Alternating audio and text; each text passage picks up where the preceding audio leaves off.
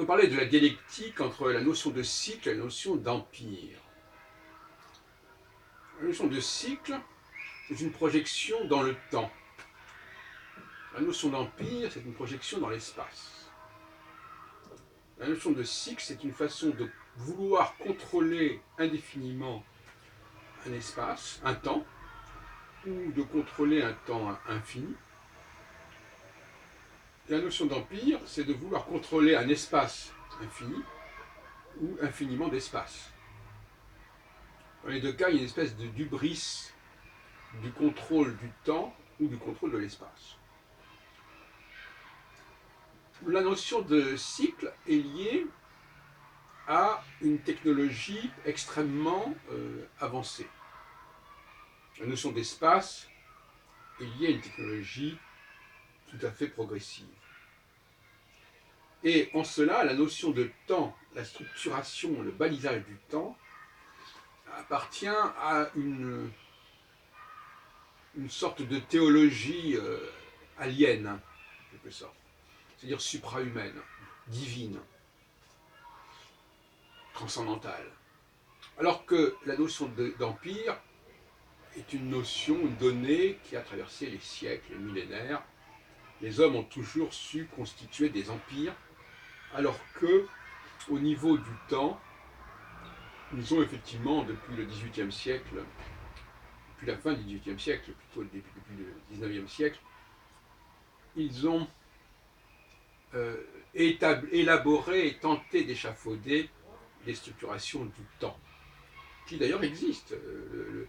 La Constitution américaine, depuis, je ne sais pas, 1789, je crois, à peu près, a élaboré un système de renouvellement du président tous les 4 ans qui n'a jamais été, à ma connaissance, pris en défaut, en dépit des assassinats, en dépit des démissions.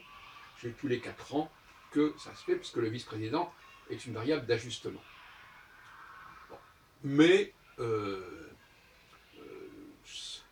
donc, on peut aussi parler, avec la Constitution, les constitutions françaises aussi, bien sûr, on peut aussi parler d'une volonté de construire du cycle et de baliser le temps à l'infini. Par exemple, on peut aussi parler des plans quinquennaux soviétiques, qui sont également une tentative de balisage du temps. Mais c'est beaucoup moins impressionnant, d'une certaine manière, que le balisage de l'espace. Voilà donc cette problématique qui est là. L'une est transcendantale, globalement, je dirais, dans son efficience véritable. Elle est transcendantale, elle passe par l'astrologie, si on veut, elle passe par des structures cycliques extrêmement complexes technologiquement et biotechnologiquement, bien en avance sur ce que nous sommes capables de construire aujourd'hui, et même au XXIe siècle, tant que tous sont étendus, rien ne le prouve.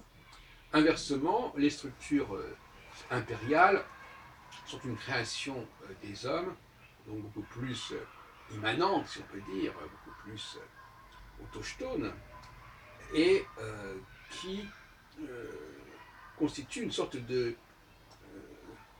contrepoint à la construction cyclique temporelle. De ce point de vue-là, je pense que le XXIe siècle, il faudra revaloriser complètement la notion d'empire. Et on remarquera par exemple que dans ce qui concerne l'Union européenne est arrivée plus ou moins laborieusement à constituer une structure de temps, d'espace, alors qu'elle n'a pas créé véritablement une structure de temps commun.